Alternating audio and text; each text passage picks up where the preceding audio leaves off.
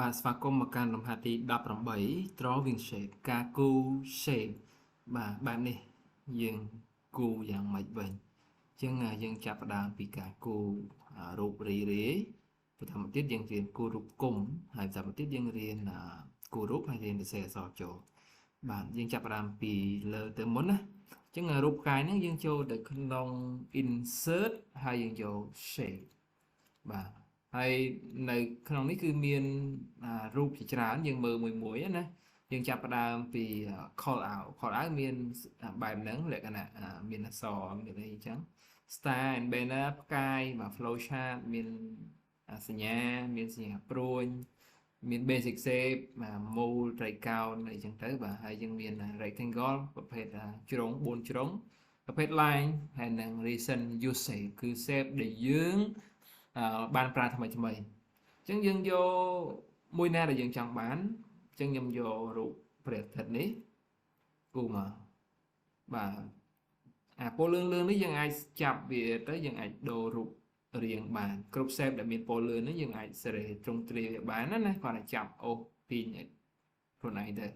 ហើយកន្លែងនេះគឺយើងអាចបង្វិលវាហើយកន្លែងនេះយើងអាចបង្រិចបង្រួមឲ្យតូចឬក៏ឲ្យធំបាទហើយបើយើងចង់ចាក់ពណ៌គឺនៅក្នុង shape fill នៅខាងលើបាទរើសពណ៌ណាដែលយើងចង់បានហើយបើយើងចង់ចាក់ពណ៌បន្ទាត់ shape outline អញ្ចឹងយើងអត់ចង់បានដោះចេញហើយបើចង់បានរើសពណ៌ណាមួយទៅបាទនេះគឺរូបកាយបាទរូបទី2រូបបែបនេះបាទយើងគូ3នឹងតែម្ដងអញ្ចឹងយើងយក insert shape ដដែលបាទរូបវានៅបិទ block នេះបាទយើងគូវាមក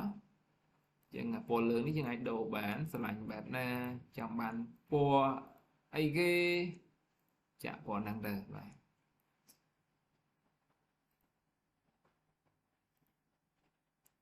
ទរូបគូអត់មូលទេរូបជ្រុងរូបអីគូអត់មូលចង់បានមូលដល់ចុច shift ចុចមួយ shift ណាបាទយើងអាចមូលគូទៅវាមូលហើយរូបបន្តទៀតរូបស៊ីឡាំងនេះបាទ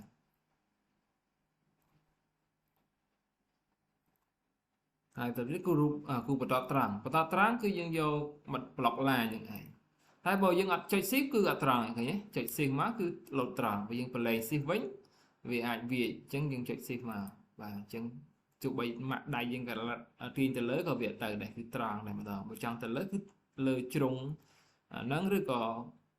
បែបនេះតែបាទយើងស្រេមកហើយបន្ទាត់ចេញមកទូចបាទទូចយើងនេះoutlineយើងនេះយើងដាក់វាធំមកចង់បានប៉ុណ្ណាស្រេប៉ុណ្ណឹងមក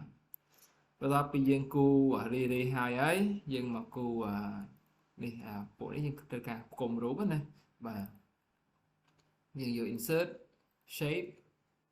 ហើយគូវងមូលមួយវងមូលយើងចុច shift ឲ្យជាប់គូមូលមកចាក់វាពណ៌ក្រហមoutline មិនដាក់ក៏បានដែរហើយគូ4ជ្រុងនេះមួយបាទហើយយើងចាក់វាពណ៌គេសញ្ញាហាមចូលគឺពណ៌សបាទហើយ no outline បាទរូបនេះរូប2បាទត្រូវការរូប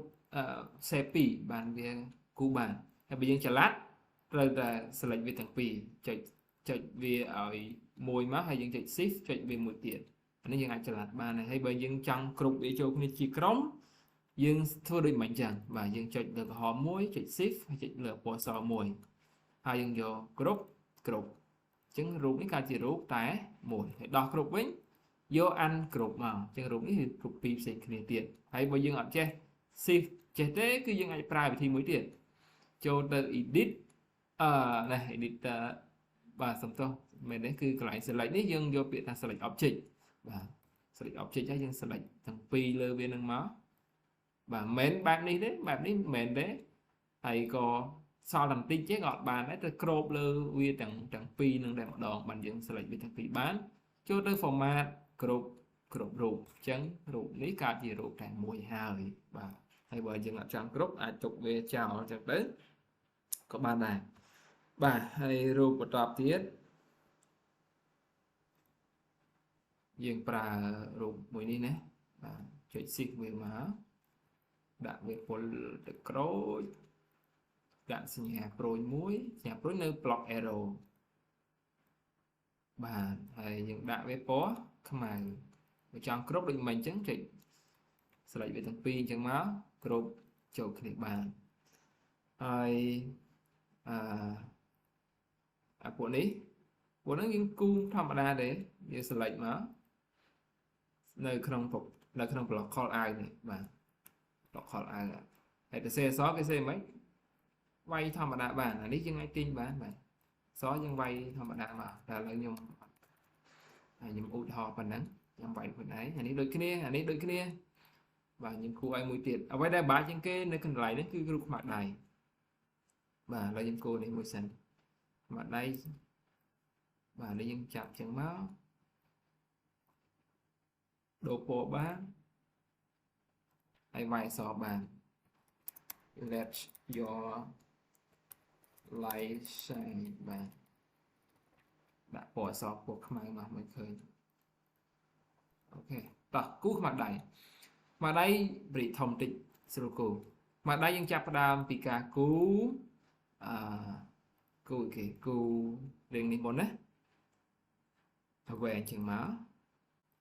ពណ៌ចាក់ពណ៌អីក៏បានដែរបញ្ហាដែរបាទហើយយើងយកមួយណាគូតខ្មៅដៃយកមួយនេះ